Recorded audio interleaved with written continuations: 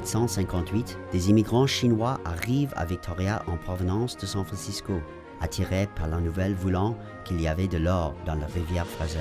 Rapidement, il accueille des propriétés aux limites de la ville. C'est ainsi que le quartier chinois de Victoria a vu le jour. Le quartier est devenu un important centre de commerce et un point d'accès entre l'Asie Pacifique et le Canada.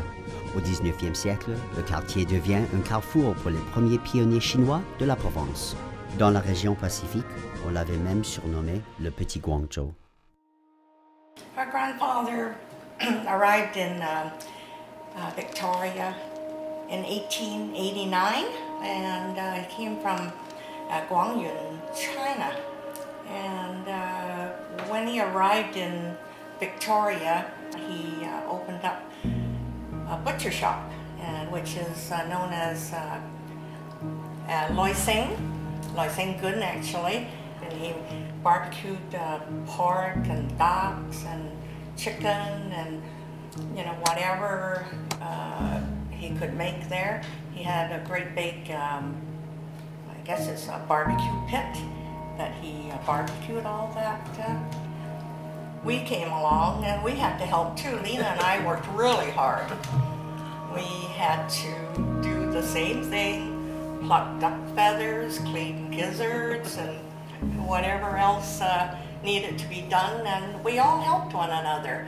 And I think with us working so hard, all working together, it was shows that the business survived, and we all were fed and it prospered.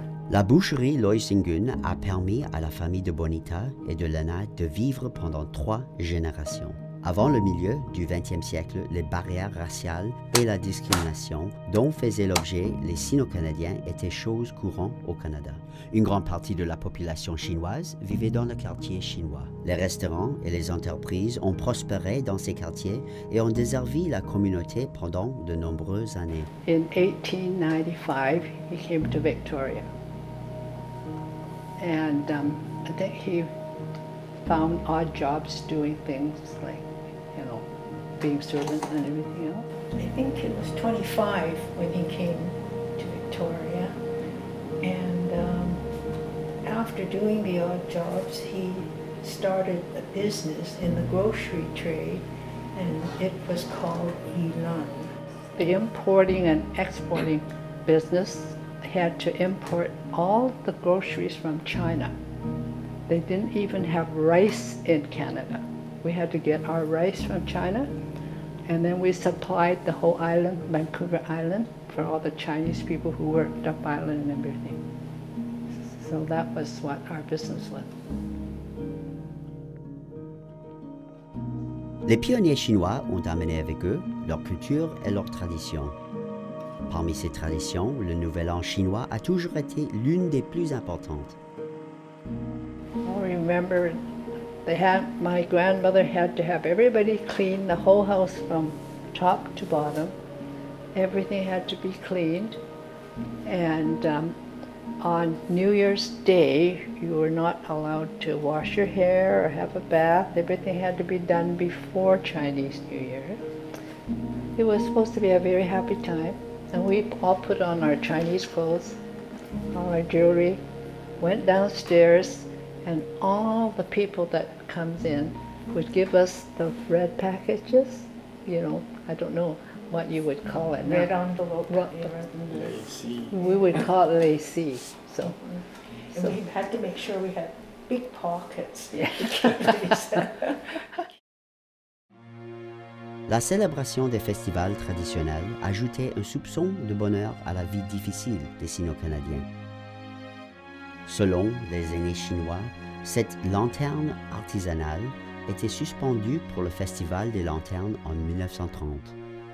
Elle a été fabriquée à la main par un vieux maître artisan du quartier chinois de Victoria. Les symboles que l'on peut voir sur les portions du dessus nous confirment que cette lanterne appartenait aux francs-maçons chinois appelés Hongmen. En 2013, les francs-maçons chinois ont célébré leur 150e année de présence au Canada. C'est l'une des organisations les plus anciennes et les plus influentes des communautés sino-canadiennes. La lanterne des francs-maçons chinois s'inspire des fameuses lanternes chinoises projetant des ombres de cheval au trot qui tournent tout autour. Ce type de lanterne utilise la chaleur de bougies allumées ou d'ampoules pour faire tourner des chevaux ou d'autres pièces autour d'un axe central. Cette pièce d'artisanat traditionnel chinois fait partie des traditions de ce pays depuis des siècles. Les portions inférieures de la lampe permettent de remercier divers donateurs et de saluer leur contribution. Le père de Walilo, Kai Ho Lo, est l'un des donateurs dont le nom apparaît au bas de la lanterne des francs-maçons. Wally et son fils Frank ont vécu tous les deux dans le quartier chinois. Wally et Frank et tout le reste de la famille Lo ont conservé des liens étroits avec la communauté du quartier chinois. 好定自己買禮翻嚟。我零時呢就係咯，零時出嚟係啦，好定自己好多朋友自己買禮翻嚟。誒好紅人子，resort 自己嚟嘅，Philip Chow 嘅 family 自己嚟嘅，呀，嚟嘅姓李嘅要佢姓李嘅自己嚟嘅翻嚟係咪？呀，咩嚟嘅？零嘅係啦，零嘅佬呢，所以要3個 partner，5個 partner 嚟嘅。我其實好多華僑子嘅，所以呢華僑大部分都自己晒紅嚟嘅。係，同一個 block 嘅紅人子嚟。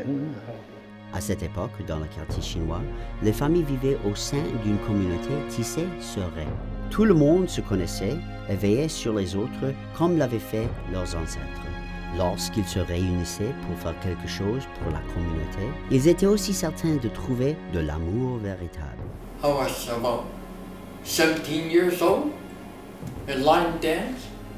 At that time, Japan was invading China, and then on the parade, we're getting money to help the refugees in China. So we parade around Chinatown, and I was walking in front of her, and we got a picture of that. Yes. Yeah. So we don't know each other that much. We just say hi and so on. And then a couple of years later, we start putting on plays to make money for the refugees in China. And then she was playing a Chinese harp, and an old man, Mr. King Chow, come up and say, ask me if I want to learn how to sing Chinese opera. And I learned Chinese opera. And Mom and I was in some shows. It's for charity, so I don't mind doing it. Yeah. So was it love at first sight? I don't know. She already had a boyfriend back then, though. Oh yeah, it's okay. You got her in the long She run. caught up to me first. John Joe n'a pas seulement contribué à la communauté locale. En tant qu'ancien combattant, il a travaillé à faire cesser la discrimination et à aider les Sino-Canadiens à avoir les mêmes droits que les autres après 1947. Des pionniers chinois comme John Joe ont aidé leur communauté et leur famille à grandir, ont élevé les générations suivantes afin qu'elles deviennent des piliers de la société canadienne. Sa fille Charlene est conseillère municipale à Victoria. Grâce à sa prospérité économique du 19e siècle dès le début du 20e siècle, le quartier chinois de Victoria a été le creuset où a grandi et prospéré l'une des plus grandes communautés de Sino-Canadiens nés au pays. Bien que ses activités commerciales et sa population ont diminué peu à peu avec les changements qu'ont connus les zones urbaines et malgré l'enfondrement des barrières raciales qui a incité les résidents du quartier à aller vivre dans les banlieues, le quartier chinois de Victoria demeure un jalon important de l'histoire canadienne. Why it is so important? One reason is that it still retains the old building of the 19th century continuously. For example, these are 1880s. They are continually haven't been demolished or damaged, and then 1890 all along here.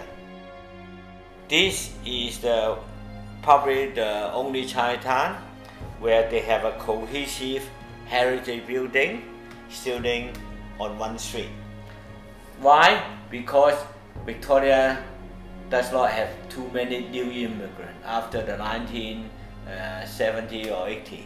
That's why there's not many new developers coming in, buy up the houses, demolish the old buildings, and therefore these old buildings still retain. Depuis plus de 155 ans, le quartier chinois de Victoria stimule la diversité et les communautés. De grandes entreprises, de petites entreprises. Un ouvrier à forfait dont le fils est aujourd'hui directeur à la Banque Royale, Monsieur Quartier chinois du Canada. Un ancien combattant chinois est un vénéré. Membres des francs-maçons ont aidé les Sino-Canadiens à avoir droit de vote et à obtenir leur citoyenneté et qui ont encouragé les jeunes à devenir des piliers de la société moderne. Leur travail acharné, leur dévouement et les sacrifices ont fait du Canada l'un des meilleurs endroits au monde où vivre. Aujourd'hui, les Sino-Canadiens sont intégrés à la société canadienne et continuent de contribuer à faire du Canada un meilleur pays.